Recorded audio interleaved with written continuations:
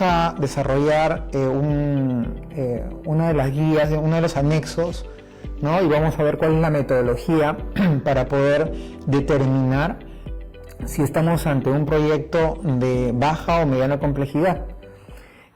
Como ustedes bien saben, el decreto legislativo 1252 que creó Invierte, el Sistema Nacional de Programación Multianual y Gestión de Inversiones, estableció toda una nueva metodología para la determinación de los diferentes tipos de proyectos de inversión, ¿no? Y la metodología que debemos de seguir para cada uno de ellos, porque es distinta, ¿no? Entonces, y justamente, acá vamos a revisar que gracias a esta metodología que vamos a revisar ahora, ustedes van a poder determinar y vamos a poder revisar qué tipo de metodología corresponde a cada tipo de proyecto. ¿Okay?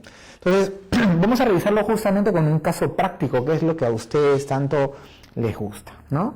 Vamos a justamente, como les comenté, a revisar el anexo 10, que forma parte del capítulo 3 de la Directiva General del Invierte. Vamos a empezar esta clase indicando, vamos a hacerlo con un proyecto específico, ¿no? Con un proyecto real, digamos, con un ejemplo que vamos a llevar adelante, ¿no? El nombre propuesto del proyecto para que vamos a revisar ahora es Creación del Servicio de Suministro de Productos Farmacéuticos, Dispositivos Médicos y Productos Sanitarios para los Establecimientos de Salud de la DIRIS Lima Sur. Entonces, recuerden muy bien, esto también vamos a llevarlo en nuestro curso de formulación, evaluación y ejecución de inversiones. Tenemos también una metodología para la creación de nombres de proyecto. Este nombre que tenemos acá cumple con todas las reglas establecidas para haber definido de manera correcta un nombre para un proyecto de inversión pública en el Perú. ¿Ya? Entonces, en base al análisis que vamos a realizar, que es de acuerdo a la metodología, se va a realizar en base a criterios para determinar la clasificación del nivel de complejidad del proyecto, ¿no? De inversión, que es establecido de acuerdo al anexo número 10 del capítulo 3 de la Directiva General. Entonces, el análisis tiene varias etapas, ¿ok? En un primer momento vamos justamente a revisar, lo primero que se hace es revisar el nivel de documentos técnicos de la fase de formulación y evaluación. Y de la metodología, la metodología nos indica la existencia de una tabla, la tabla número 1. En esta tabla número 1, ¿no? Vamos a revisar justamente si es que el proyecto que estamos formulando se encuentra en la tabla indicada. De acuerdo a la Directiva de Formulación de Proyectos de Inversión, nosotros vamos a definir los proyectos, digamos, la complejidad de los proyectos de acuerdo a una de las metodologías es justamente el monto de inversión, ¿no?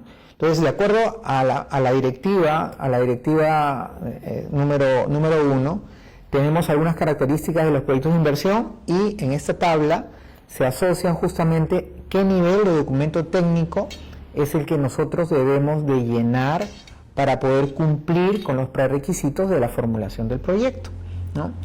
Por ejemplo, para los proyectos con un monto de inversión menor a los 750 UITs, que aproximadamente son 3.200.000 soles a la UIT de este año, lo que nos indica es que tenemos que llenar un documento técnico denominado ficha técnica simplificada, ¿ya?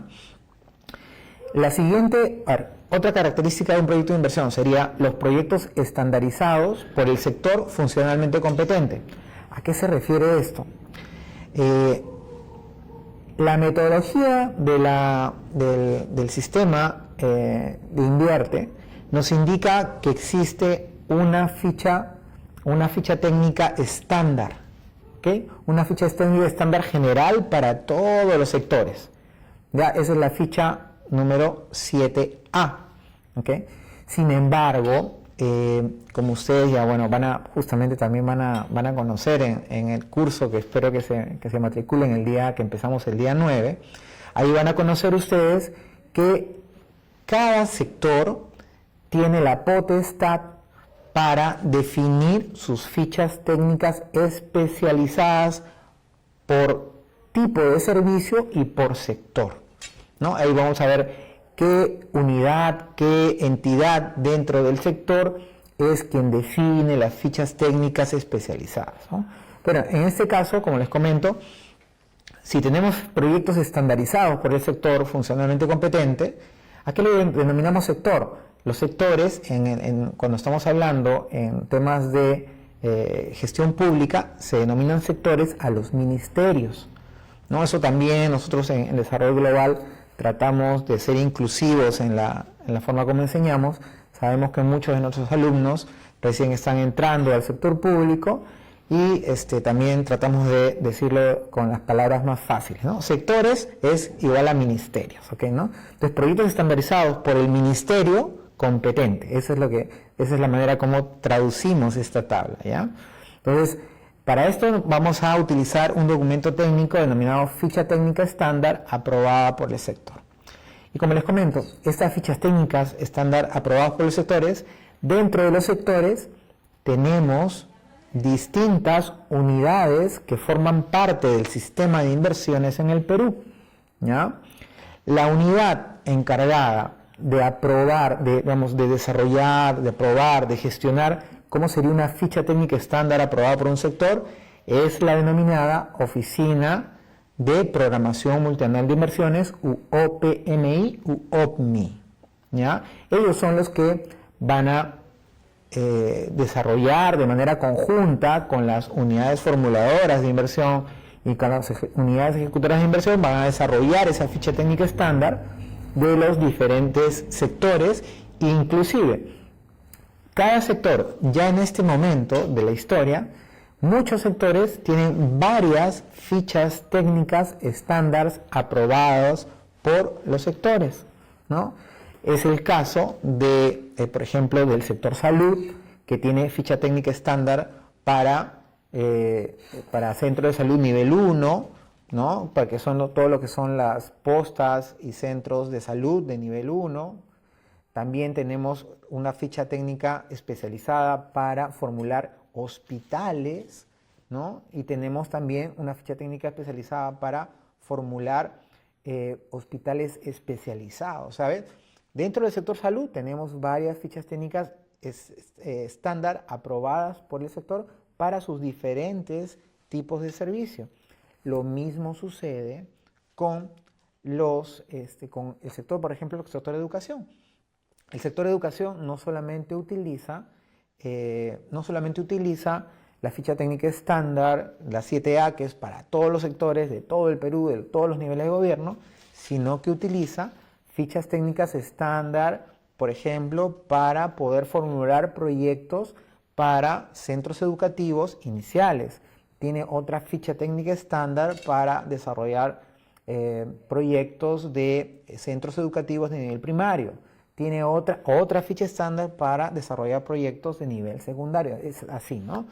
Y de esta manera también en el sector interior sucede algo parecido. En el sector interior es todo lo que tiene que ver con la Policía Nacional, ¿no? El tema ahí tenemos fichas técnicas estándar para realizar comisarías en una zona normal y tenemos fichas técnicas estándar para hacer comisarías en zonas de frontera, por ejemplo.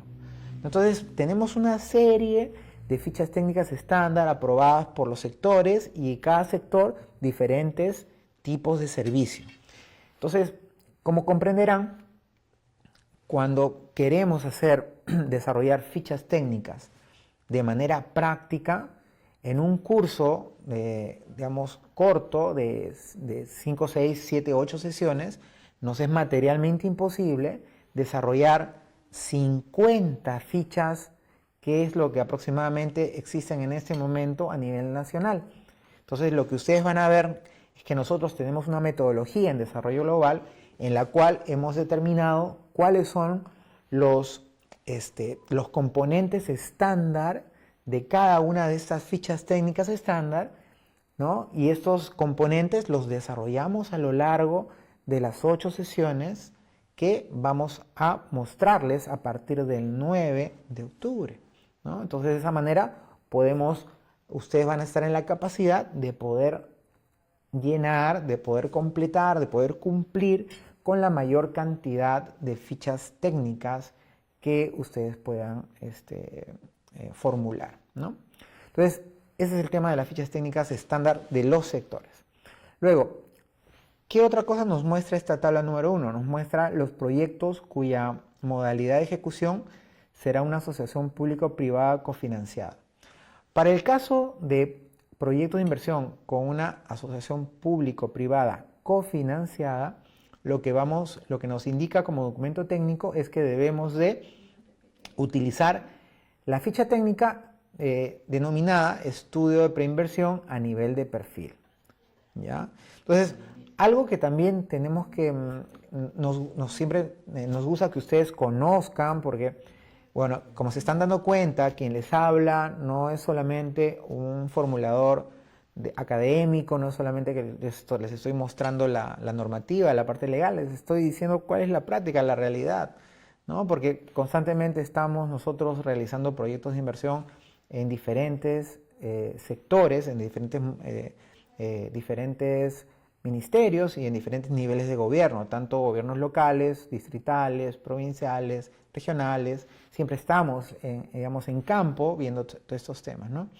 En este caso, como les digo, todas las fichas técnicas, la simplificada que hemos visto inicialmente, ¿no? Menos 705 TUIT. Luego, la ficha técnica estándar aprobada por el sector, que va a depender de los valores que el sector determine, por ejemplo, ¿no? El estudio de preinversión a nivel de perfil. Estos 3 documentos técnicos son entradas en un software que tiene el MEF denominado Banco de Inversiones, ¿ya? Ese software Banco de Inversiones tiene estos documentos técnicos bajo un formato Excel que nosotros vamos a llenar luego de que realicemos los estudios de manera previa. Es decir, si ustedes se imaginan que ya existe una ficha y que ustedes van a entrar directamente al software del MEF a llenarlo, a completarlo y a lograr viabilidad en 1, 2 o 3 días, esa no es la metodología. Lo que ustedes tienen que hacer de todas maneras es un estudio previo, es un estudio de inversión. Dependiendo del nivel, podrá ser simplificado, nivel intermedio, estándar, a nivel de perfil, que es mucho más complejo, pero tenemos que realizar un estudio previo. Y los datos, los flujos, los componentes, los presupuestos, la calendarización, las actividades, luego se vuelcan dentro de estas fichas técnicas cuando se ingresa al software del MEF con un password y con un código, digamos, de usuario que se los dan a las unidades formuladoras que son responsables de ese llenado. De esta manera, ustedes podrían ser, por ejemplo, unos consultores que realicen los proyectos de inversión, los estudios, y esto ustedes se lo van a entregar a los señores de las unidades formuladoras y ellos van a utilizar los estudios que ustedes se los dieron como contratistas, como consultores, lo van a utilizar los señores de la unidad formuladora con su usuario y su password y van a llenar los datos que te pide estas fichas técnicas, tanto la simplificada, la estándar o la ficha, que también de perfil, que son bajo un formato Excel, ¿no? Esa es la manera, eso es para que ustedes entiendan un poco la dinámica de lo que significa formular proyectos y de una manera, digamos, mecánica en lo que sería de dónde sacamos los datos, cómo llenamos los datos, ¿no? Entonces, sirva este seminario para que ustedes entiendan un poquito que esa es la parte mecánica, ¿no? Esa es la determinación, los estándares, lo que dice la norma y qué significa cada una de lo que estamos hablando, ¿ya? Esto es muy importante. Sin embargo, nosotros en Desarrollo Global, cuando les enseñamos a formular proyectos de inversión en el marco del Sistema Nacional de Programación Multianual y Gestión de Inversiones, no solamente les informamos acerca de las condiciones formales, normativas, reales, sino toda la parte, digamos, de lo que denominamos los economistas costos de transacción o las complejidades para poder determinar sostenibilidad de sus proyectos de inversión. ¿Okay? Ya en el curso ustedes se van a dar cuenta de que cuando ustedes empiezan a formular un proyecto es mucho más que llenar fichas técnicas. Es importante lo que estamos haciendo, muy importante conocerlo, pero el éxito de un proyecto que ustedes formulen está en que ese proyecto sea una realidad, ¿no? Sea una realidad y esa realidad le cambie la vida a nuestros ciudadanos, a nuestros a los peruanos, ¿no? A nuestros hermanos.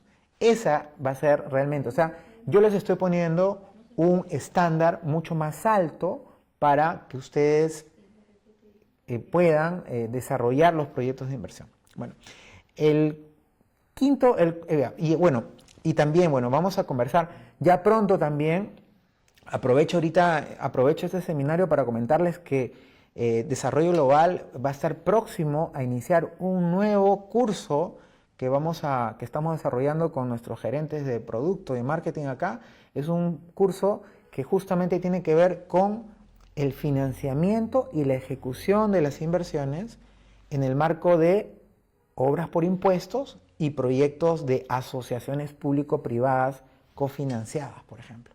Ese es el nuevo curso que vamos a desarrollar hacia fines de octubre o primera semana de noviembre. Eso está por determinarse. Estén atentos también. En cualquier momento le enviaremos más información.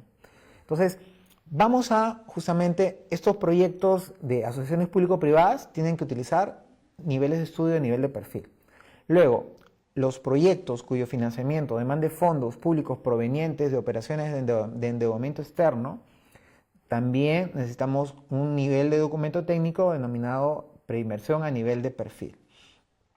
De la misma forma, para proyectos de mayor complejidad que han sido definidos en la norma a través, digamos, por el monto de inversión, si estos proyectos son mayores o iguales a 407.000 UITs, que estamos hablando de más de 1.750, 1.760 millones de soles, también necesitamos llenar nuestro documento técnico denominado nivel de perfil. ¿Okay? Sin embargo, como se están dando cuenta, las características de los proyectos y los niveles de documento técnico no son completos, porque en estas características del proyecto, digamos, por ejemplo, no se habla nada de proyectos de baja y mediana complejidad. Entonces, el anexo 10 que estamos revisando en este momento, esta metodología nos va a indicar si es que vamos a utilizar una ficha técnica, un documento técnico que se denomina justamente ficha técnica para proyectos de baja y mediana complejidad, pero tenemos que seguir justamente la metodología que estamos viendo. Entonces, todos los proyectos que no están considerados en esta tabla previa, ¿no? Entonces, y que sean clasificados de alta complejidad, se elabora un estudio de preinversión a nivel de perfil y se utiliza, ¿no?, los anexos número 7. Para otros proyectos de inversión que no están considerados en la tabla número 1 y que sean clasificados de baja y mediana complejidad, se elabora, lo que les estaba comentando, una ficha técnica para proyectos de baja y mediana complejidad, que ese formato que utilizamos es el formato 06B. Para lo cual, para determinar exactamente esto, debemos de aplicar los criterios que están señalados en la sección 2 del anexo que estamos revisando. Y por tanto, ahorita vamos a proceder a revisar esta metodología para aplicar los criterios señalados en la sección 2 de este anexo número 10 del capítulo 3 de la Directiva General que estamos revisando en este momento, ¿no? Entonces, como estamos viendo, de acuerdo al primer criterio y al no clasificar nuestro proyecto en ninguno de los niveles técnicos indicados en la tabla previa, ¿no?, que es lo que estamos viendo, según lo indicado al acápite siguiente a la tabla, debemos de aplicar los criterios señalados en la sección 2 del anexo número 10 establecido en la Directiva General. Por tanto, vamos a proceder a analizar los criterios establecidos. Vamos a analizar los criterios establecidos en el anexo 2 del anexo número 10. ¿Qué criterios son los que estamos hablando? Vamos a clasificar, vamos a, analizar el nivel de complejidad de un proyecto de inversión en base a dos criterios principales. En base al nivel de riesgo o incertidumbre de los resultados del proyecto. ¿Okay? Y el segundo criterio que vamos a utilizar es en base al valor o magnitud del monto estimado de la inversión del proyecto. Miren, estos temas son vitales. Ya hace algún tiempo, a nivel internacional, todo lo que son proyectos de inversión, tanto desde el nivel desde el punto de vista proyectos privados, como proyectos públicos, se está incorporando un criterio muy importante para la evaluación de estos proyectos, que son los niveles de riesgo o incertidumbre de los resultados de los proyectos. Tanto es así que en septiembre del año pasado, la directiva del Ministerio de Economía y Finanzas, la directiva tenemos una directiva donde podemos nosotros desarrollar los proyectos, es una guía metodológica. Esta guía metodológica ha establecido, criterios muy específicos sobre cómo incorporar el riesgo de la incertidumbre a lo largo de todas las etapas de los proyectos de inversión pública. Eso, antes de la existencia de esta guía metodológica, no había sido establecido en el Perú y no trabajábamos de manera explícita incorporando los niveles de riesgo e incertidumbre en la ejecución y en el funcionamiento de los proyectos de inversión. Y este es un tema muy delicado, ¿ok? Porque, como les comenté, a nivel privado, a nivel internacional, las metodologías del PMI, del PMBOK, las metodologías de Scrum, las metodologías ágiles, ya incorporan este componente de riesgo e incertidumbre porque determina, la posibilidad de éxito o fracaso de nuestros proyectos. Y nosotros, en todo lo que es inversión pública, dado que es un presupuesto del gobierno, ese dinero sale del dinero de todos nosotros, de todos los peruanos, tenemos que asegurarnos de poder hacer los tratamientos específicos sobre el riesgo que van a tener nuestros proyectos. Es decir, vamos a tener que hacer esta metodología. Justamente, ustedes en el curso que vamos a iniciar el 9, yo les voy a enseñar personalmente cuáles son las metodologías para tratar el riesgo en proyectos, ¿no? Y no solamente se los voy a decir a nivel normativo, sino que les voy a dar los tips y cómo realizar una gestión de inversiones proactivas para que realmente sus proyectos puedan tener ese tratamiento de riesgo. Y esto no les va a servir solamente para sus proyectos de inversión pública, les va a servir para tratamientos de inversión, de proyectos de inversión privada, les va a servir hasta para la vida misma, ¿no? Entonces este es un criterio muy importante, que justamente, como les comento, el análisis que estamos viendo el día de hoy en el seminario, que gentilmente nos está facilitando, estamos brindándole a ustedes en Desarrollo Global, estamos desarrollando, ¿no? Entonces, acuérdense, son dos criterios que vamos a utilizar para definir la existencia de proyectos de baja o mediana complejidad, que nos va a llevar a utilizar un formato de formulación de proyectos denominado formato 06B para proyectos de baja y mediana complejidad, y nos va a determinar toda una serie de exigencias o características mínimas que deberían de tener nuestros estudios, que van a sustentar los números que vamos a llenar en esas fichas que están dentro de un sistema denominado banco de inversiones, ¿no? Entonces, yo siempre tengo la política, queridos alumnos, de tratar de hablarles, de contarles las cosas con las palabras más simples para que todos podamos entendernos, porque esa es la manera en la que ustedes pueden, digamos, aprender realmente este tema de inversiones, ¿no? Entonces, a nivel de temas de riesgo, para determinar si nuestros proyectos son de baja o mediana complejidad, el análisis a nivel de riesgo, vamos a utilizar este primer criterio en base a 3 categorías de riesgo para este tipo, para el anexo, para la metodología que vamos a ver el día de hoy, ¿no?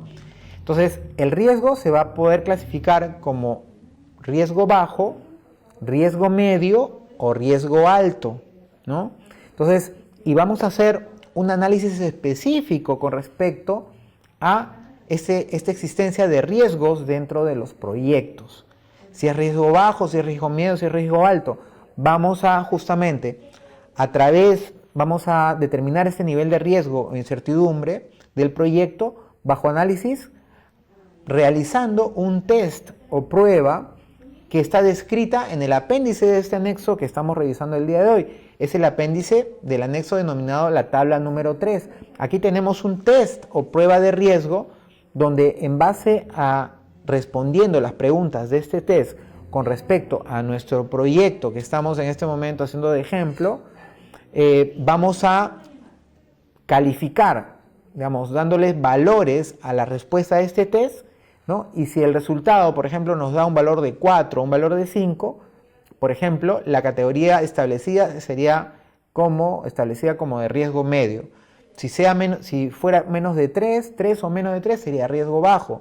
Si sería más de 7, 8 sería riesgo alto. Entonces, eso vamos a verlo porque existe una tabla que también nos indica cuáles son estos niveles para determinar riesgo bajo, riesgo medio, riesgo alto. Y cada proyecto que vamos a empezar a formular, tenemos que pasarlo, si es que no ha caído en la tabla número 1, en alguno de los criterios de la tabla número 1, vamos a hacerlo pasar por este test, vamos a calificar este test o prueba y vamos a establecer si nuestros proyectos tienen riesgo bajo, riesgo medio o riesgo alto, como uno de los 2 criterios para determinar qué tipo de ficha vamos a utilizar. Entonces, vamos a la práctica, ¿no? Justamente, entonces vamos a utilizar justamente la tabla número 3, que es una tabla de test. ¿Qué es una tabla de test? Hay una serie de preguntas, ¿no? Y una serie de opciones que debemos analizar con respecto a nuestro proyecto, y cada una de estas opciones tiene un puntaje posible, 1, 0,5 o 0, ¿no? Y en la cuarta columna tenemos cuál es la calificación que ha obtenido el proyecto analizado con respecto a la pregunta y a la opción que le correspondería. Entonces, este tipo de test tienen que hacerlo ustedes conocedores de sus proyectos de inversión. A ver, la primera pregunta, por ejemplo, es: ¿qué tipos de fuentes de información requiere el proyecto para la estimación de la demanda efectiva? Miren, me encanta poder desarrollar este seminario porque como entramos ya al tema de práctica, esta práctica ya empieza a utilizar toda la jerga, los nombres y los conceptos que utilizamos en la inversión, ¿no? Cuando estamos desarrollando la formulación de los proyectos. Estamos hablando ahorita de estimación de demanda efectiva. ¿Qué tipo de fuente de información? O sea, estamos entrando de frente, digamos, prácticamente a un tema de lo que es nuestro curso, ¿no? Entonces, aquí te dice, ¿no? Si nuestro proyecto va a recurrir mayoritariamente a fuentes de información primaria, existe más riesgo de que nos equivoquemos en la recolección de la información, ¿no? La otra opción, y como existe más riesgo, el puntaje es 1. Eso es lo que está determinado en la tabla número 3. Sin embargo, si te dice que para poder formular el proyecto, mayoritariamente las fuentes de información son secundarias, entonces eso existe que para poder conseguir la información hay poquito riesgo, será más fácil, entonces el puntaje es 0. Miren, este tipo, por ejemplo, esta primera pregunta nos sirve como riesgo de conseguir o no conseguir la información. Sin embargo, si ustedes son formuladores expertos, un formulador experto me dirá, pero profesor, si yo utilizo información secundaria para formular mi proyecto, la probabilidad de que me equivoque en la correcta estimación de lo que la gente necesita de servicio público con información secundaria. ¿Qué cosa es información secundaria?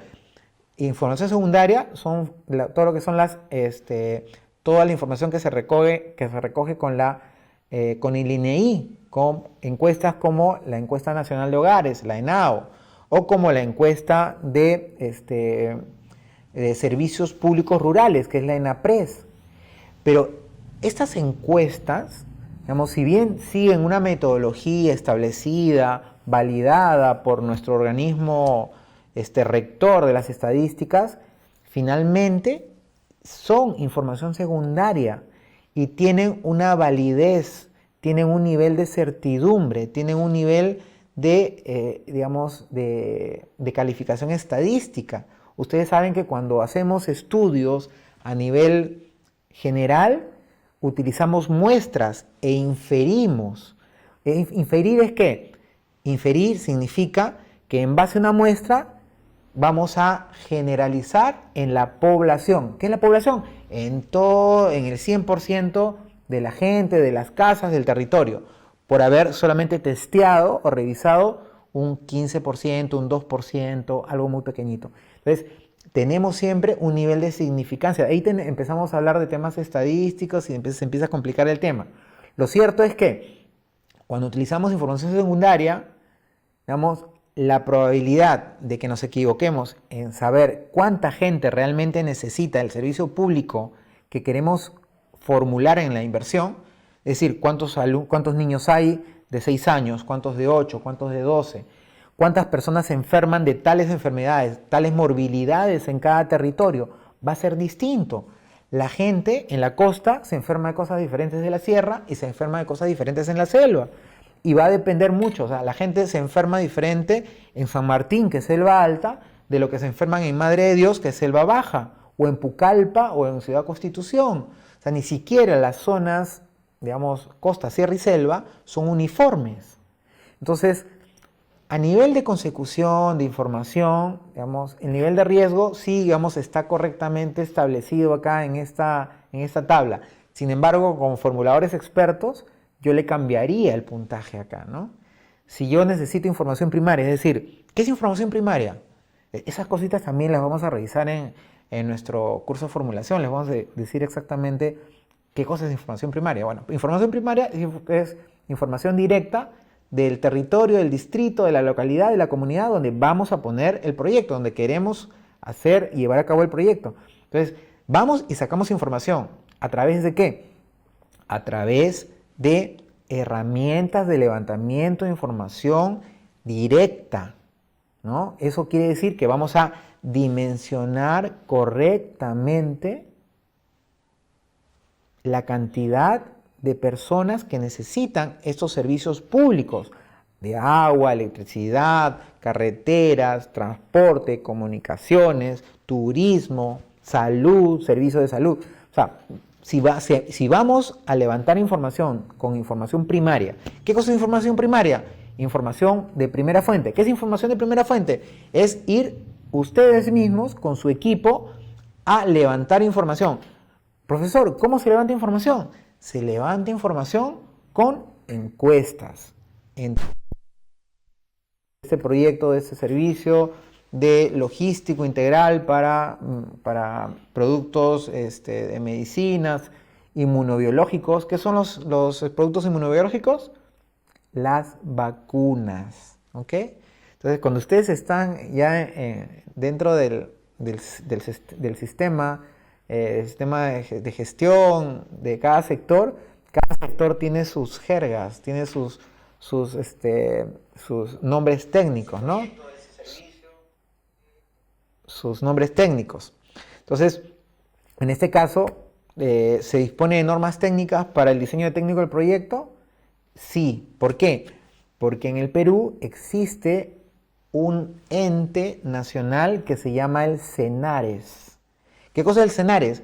Es un sistema logístico del Estado peruano que se encarga del almacenamiento y distribución de todos estos tipos de productos, ¿no? Productos sanitarios, productos inmunobiológicos o vacunas, o también todos los que son los productos médicos. Se llama CENARES. Como si existe esta normativa, acá le hemos puesto como el puntaje posible 0, ya la calificación. Entonces hay un bajo riesgo porque ya tenemos estándares.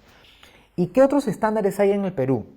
Hay muchos estándares, señores, ¿ok? Hay estándares sectoriales. Nuevamente, cuando hablo sectoriales, hay estándares que los ministerios determinan. Y justamente, algo que acaba de salir hace muy poquito en el MEF, es que el MEF, a través de la Dirección General de Programación Multianual y Gestión de Inversiones, la DGPMI, que es el ente rector de las inversiones públicas en el Perú, está solicitando a los sectores que le envíen cuáles son estos estándares de calidad, ¿no? Y estos estándares y estos niveles de servicio por cada sector, por cada ministerio, por cada tipo de servicio.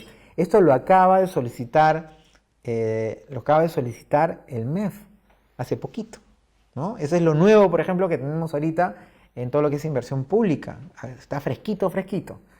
Sin embargo, queridos alumnos, existen toda una serie de normas técnicas para poder brindar servicios o productos, y esas normas técnicas, justamente existe un ente que es el INDECOPI, ¿ya? Que es el encargado de normar las normas técnicas peruanas, NTPs, ¿ok? Y ahí ustedes van a encontrar muchas normas técnicas peruanas que han sido establecidas de manera conjunta con el ente, digamos, que es rector en esto, que es el INDECOPI.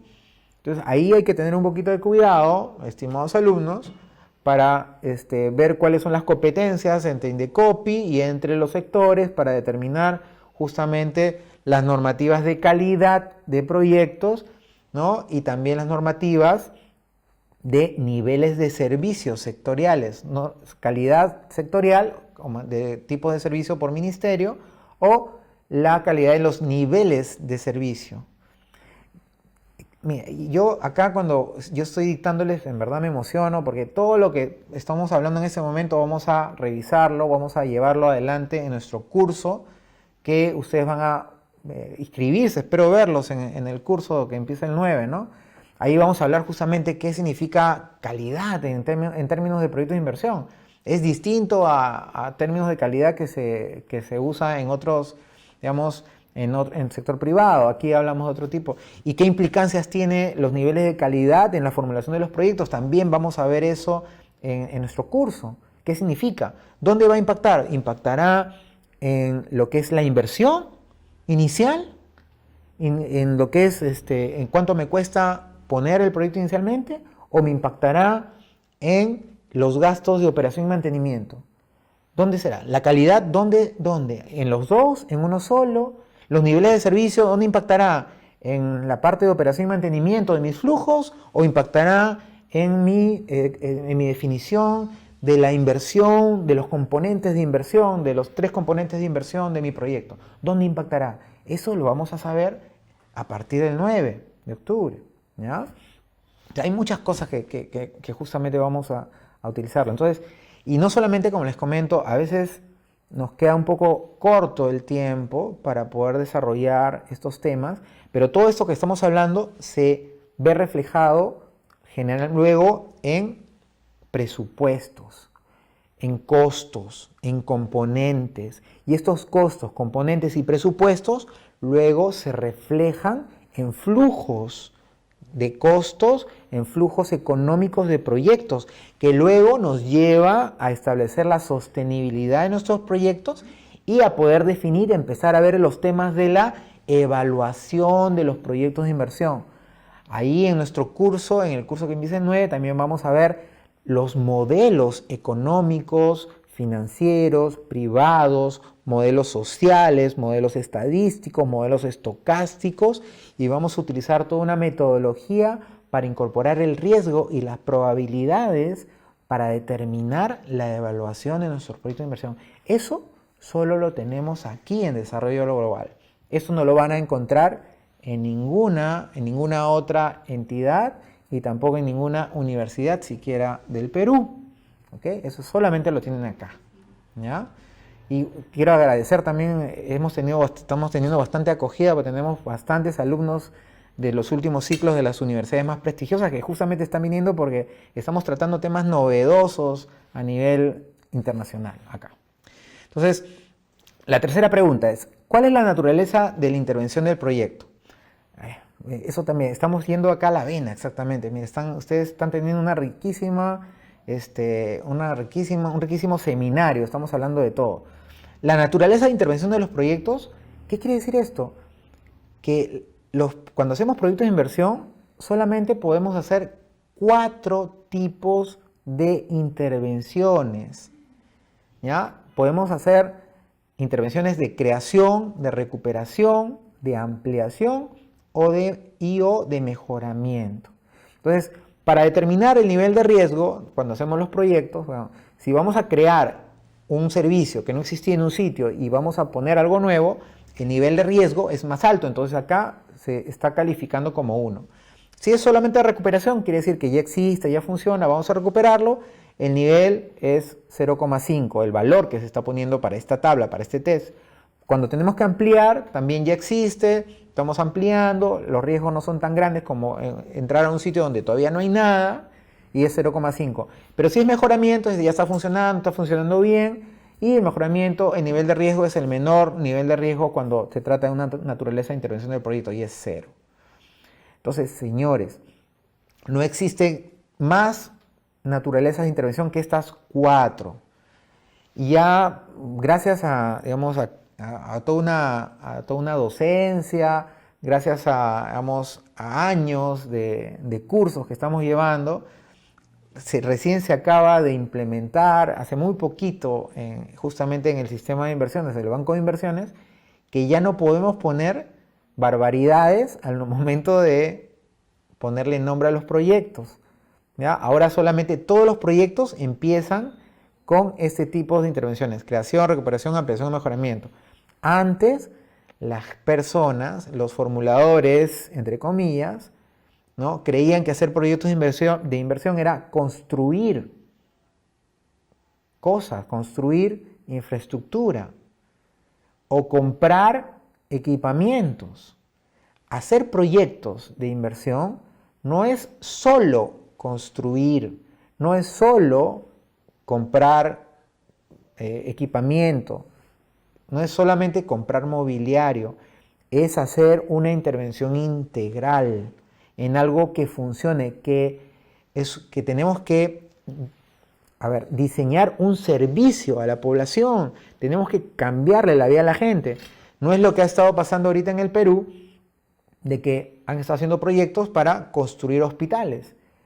Y hasta hace poquito, ¿no?, cuando he estado viajando por todo el Perú, he contado que habían cerca de entre 15 y 20 construcciones de hospitales que eran elefantes blancos en Cajamarca, Cusco, Pacasmayo, Jaén, Junín.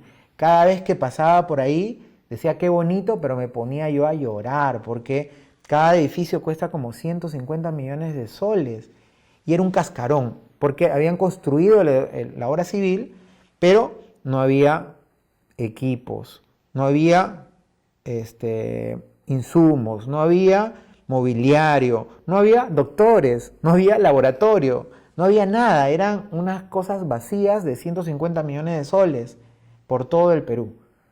¿Y qué pasó? Miren lo que pasó ahora con esa tragedia de la pandemia. Estos miles de millones de soles han estado tirados ahí y la gente se ha estado muriendo en todo el Perú, ¿no? Entonces, ese tipo de cosas, cuando ustedes aprendan a formular proyectos de inversión con nosotros aquí en Desarrollo Global, no va a suceder nunca más en el Perú porque les vamos a enseñar cómo se formulan proyectos. Acá no solamente enseñamos a llenar fichas, enseñamos a formular proyectos reales que cambien la vida a la gente, ¿ok? Entonces, la cuarta pregunta, ¿cuál es el tipo de unidad productora a intervenir? Tenemos acá dos tipos de unidades productoras lineales y no lineales. Las lineales quieren decir qué tipo de proyectos.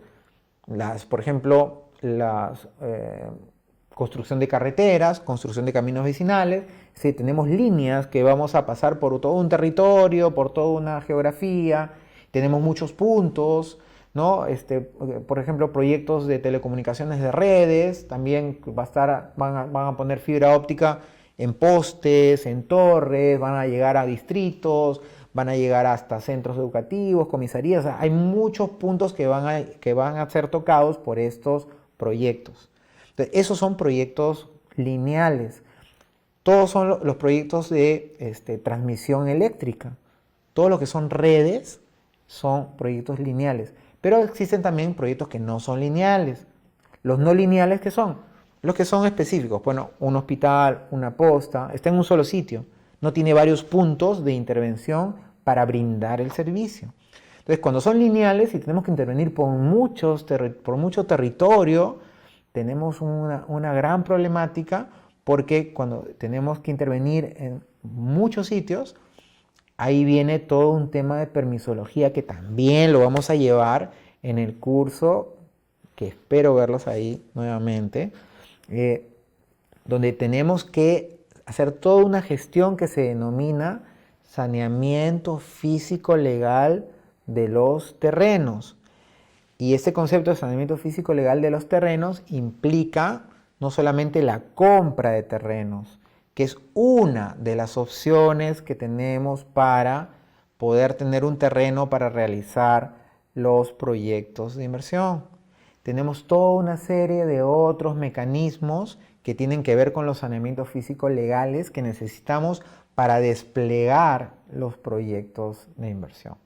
Como por ejemplo, las cesiones en uso, como por ejemplo, la solicitud de derechos de paso por algunos sitios, ¿no? A través de terrenos, o que también nos permitan y nos den permiso con otro tipo de saneamiento que se denomina fajas de servidumbre. Entonces, todo ese tipo de cosas vamos a verlas en el curso, porque hacer proyectos de inversión es algo muy bonito, pero muy complejo, ¿ya? Realmente no es algo fácil. Necesitan capacitarse. Necesitan no solo capacitarse en leer la norma. Si fuera tan fácil como leer la norma, ustedes no necesitarían inscribirse en el curso y poder tener toda la experiencia que les estamos brindando acá para que ustedes hagan buenos proyectos, ¿no? En la norma no está todo lo que estamos conversando en ese momento, ¿ya? Entonces, cuando estamos en una UP, una unidad productora, UP, ¿qué quiere decir? Unidad productora. Eso también desarrollamos en el curso, ¿no? Todas las cosas, las siglas que aparecen raras, todas se las decimos, ¿ya? Eso también es importante. Entonces, las unidades productoras lineales necesitan una mayor complejidad y hay un mayor riesgo, entonces el puntaje es 1. Si es no lineal en un solo sitio, supuestamente, bueno, tenemos menos puntos por resolver en temas de saneamiento físico legal y el riesgo es menor y entonces es 0.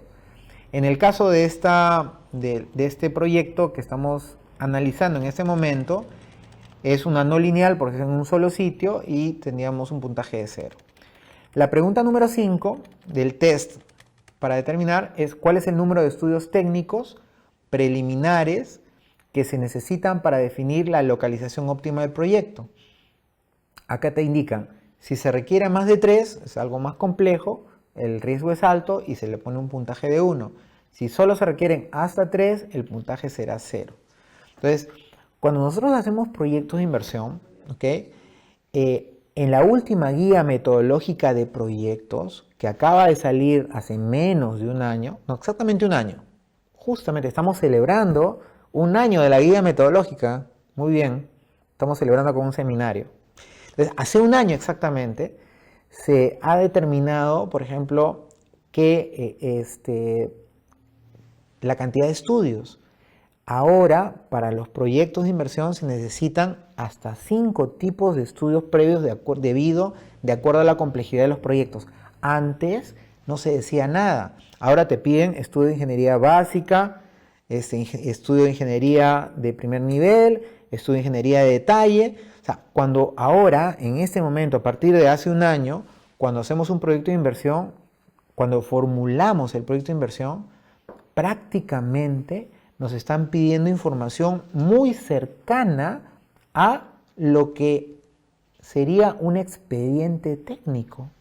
Y expediente técnico ya prácticamente no es etapa de formulación. Expediente técnico, dentro de las fases de la inversión pública, es etapa de ejecución. Y prácticamente ahora nos están pidiendo unos niveles de detalle tal en la formulación que está muy cercano a la parte de la ejecución de las inversiones. Y eso recién ahora. Entonces, nosotros en el sistema de inversiones, como nos estamos dando cuenta, se ha tratado de ordenar el funcionamiento del sistema. Se ha tratado de que los procedimientos y procesos sean más claros, más directos. Pero la formulación en sí de los proyectos se ha vuelto mucho más detallada. ¿Por qué? Porque es necesario. Hacer estudios de los proyectos antes de que se ejecuten significa que, justamente, disminuir riesgos, definir sostenibilidades, definir montos, estructura, tipo de solución técnica, de manera previa, antes de ejecutarlo. Entonces, eso es lo que nos está exigiendo. Nos está exigiendo un mayor profesionalismo, una mayor, digamos, detalle técnico para que las inversiones, que es hecha con el dinero de todos, de ustedes, mío y de todos los peruanos, no sean ineficientes, ineficaces y que funcionen. Por eso se pide que la formulación sea muy detallada y muy bien hecha, ¿no? Y eso no está mal, está muy bien y estoy de acuerdo con eso, ¿ya? La pregunta sexta: ¿el proyecto será afectado por interferencias, expropiaciones y paso de servidumbre? Pues eso tiene mucho que ver con que la UP, la unidad productora, sea lineal o no lineal.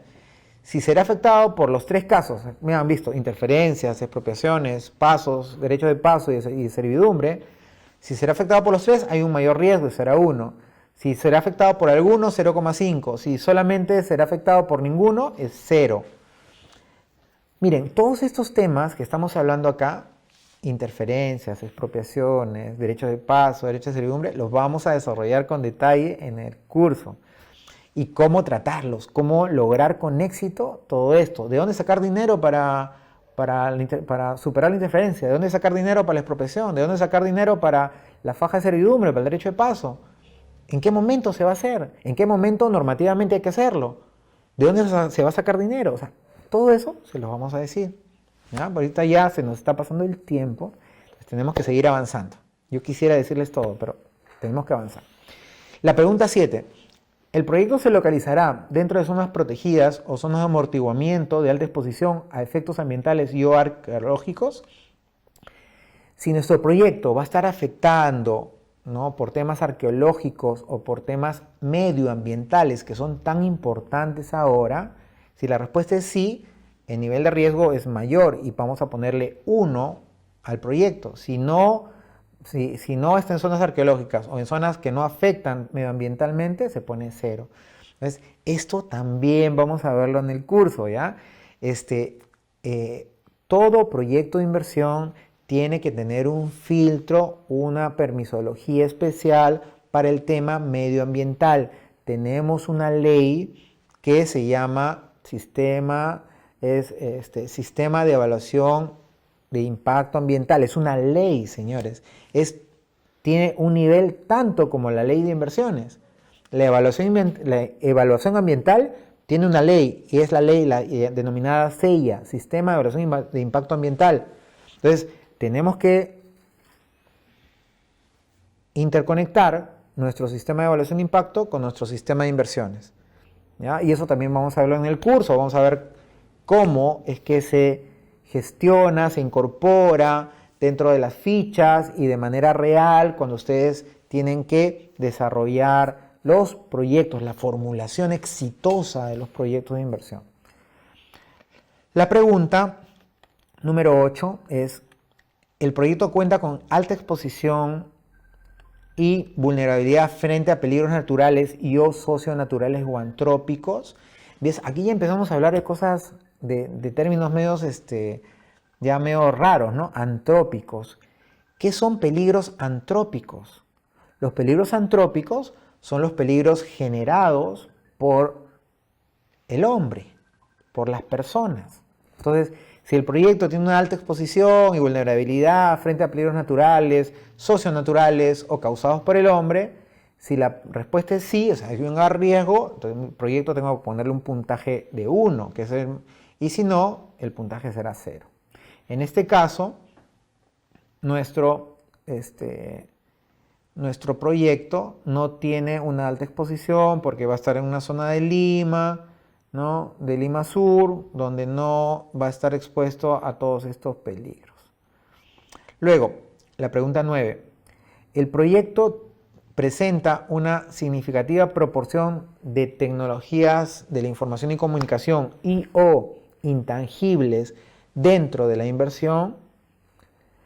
Si es más del 50% del costo de inversión, de acuerdo a esta tabla, hay un mayor riesgo y sería 1.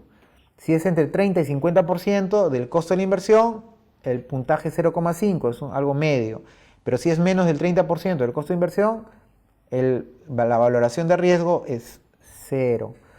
Bueno, una de las cosas que ustedes tienen que saber es que vuestro profesor es experto en TIC, ¿ya? He estado cerca de casi 10 años trabajando en el Ministerio de Transportes y Comunicaciones, en el Fondo de Inversión en Telecomunicaciones, que justamente nos encargamos de proyectos de telecomunicaciones y TIC. Entonces, este tipo, por ejemplo, esta tabla, esta pregunta, no la han consultado con expertos. ¿Por qué? Porque yo les cuento, en este momento estamos en la era de la información. Todo proyecto de inversión tiene que tener componentes TICs. Y los componentes TICs no son un lujo, ¿ya? Los componentes TIC no son una dificultad adicional en los proyectos. Son una necesidad de incorporar, de complementar, de que nuestros proyectos sean simbióticos, que trabajen de manera conjunta con las tecnologías de la información y comunicación. ¿Por qué? No solamente porque ya estamos en la era de la información, ¿ok? El tercer milenio, sino porque la incorporación de tecnología de la información nos genera mayor supervisión, nos genera ahorros en el mantenimiento y la operación, nos genera tener información para evitar que nuestros proyectos o los componentes de los proyectos se deterioren. Nos da información dónde se va, de manera anticipada, dónde se pueden deteriorar. ¿Eso qué va a significar? Que nos vamos a poder actuar de manera proactiva en el mantenimiento preventivo y predictivo de nuestros proyectos. Es decir, si nuestros proyectos normalmente tenían un tiempo de vida de 5 años o 10 años, con la incorporación de componentes TICs, vamos a poder aumentar el ciclo de vida, el tiempo de vida de los proyectos en 3, 4, 5 años. Eso significa que vamos a liberar fondos de reposición de proyecto por aproximadamente el 50%, y eso va a significar que vamos a poder hacer crecer nuestros servicios públicos bajo un enfoque de redes de servicios públicos. Bueno, todos estos conceptos que estoy lanzando tan rápidamente también los vamos a brindar en el curso.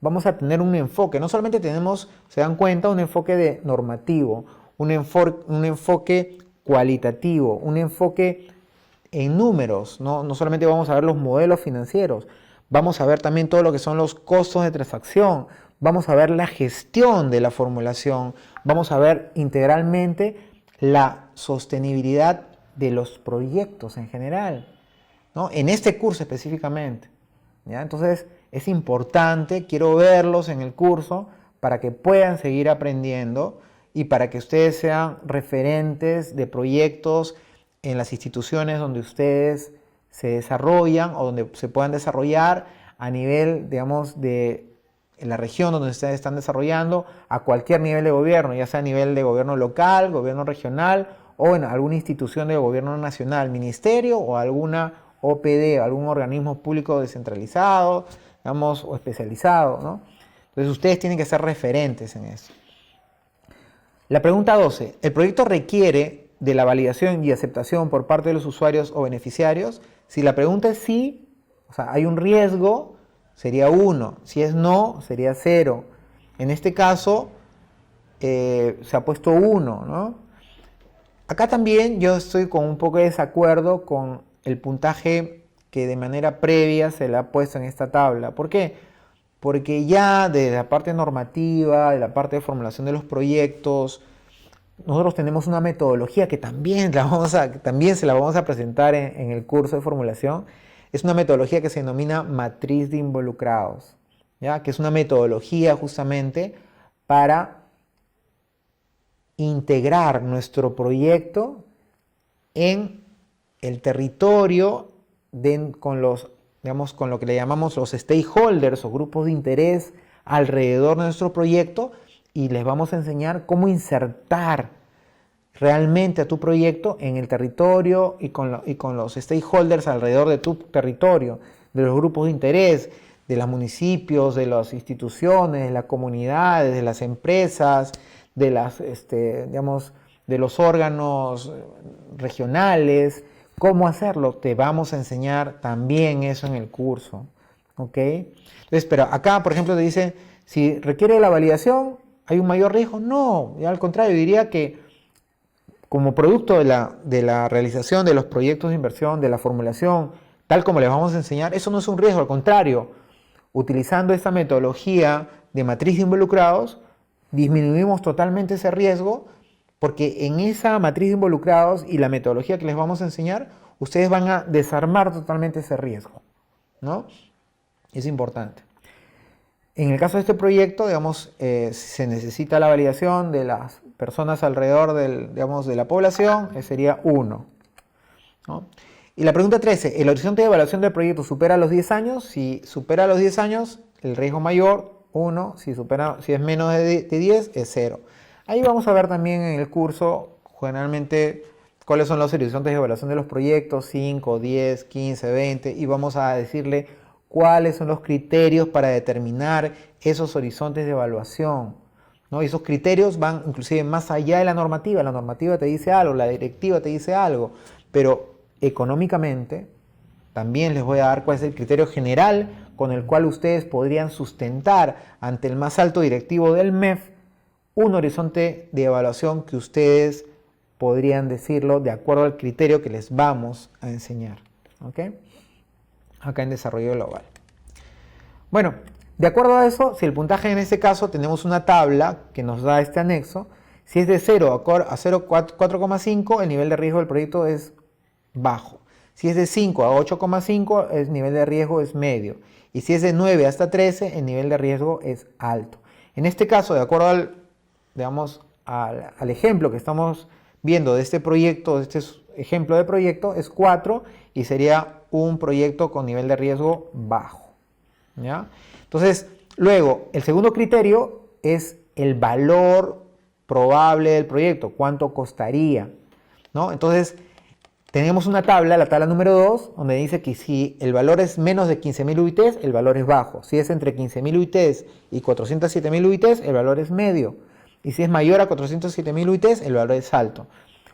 Cuando hablamos estos de UITs, bueno, para hablar en términos de soles, Si es mayor o igual a 15.000 UITs, 15.000 UITs son aproximadamente 64 millones de soles. 407.000 UITs son 1.700 millones de soles. Entonces, si es bajo es menos de 63. Si es medio, entre 63 y 1.700. Y si es riesgo alto, es mayor a 1.700 millones aproximadamente. ¿Ok?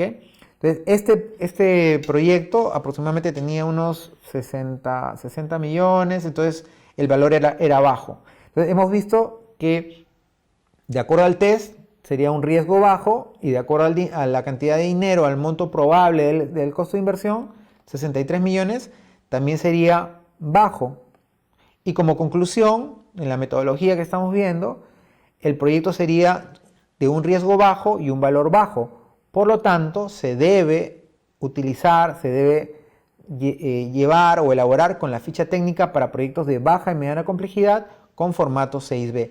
Esta es la metodología que ustedes tienen que llevar y sustentar al momento de que van a empezar a desarrollar el proyecto, ¿no? Y acá tenemos un gráfico general donde los proyectos pueden ser de alto, bajo, alto, medio o bajo riesgo, o también montos bajo, medio y alto, ¿no? Dependiendo de eso, vamos a tener los proyectos si son de baja o de mediana complejidad. ¿Okay? Entonces, quiero agradecerles a todos su atención. Como han visto, cuando nosotros entramos al detalle, por ejemplo, a hacer estas fichas, hemos hablado de todos los conceptos, de muchos conceptos, ¿eh?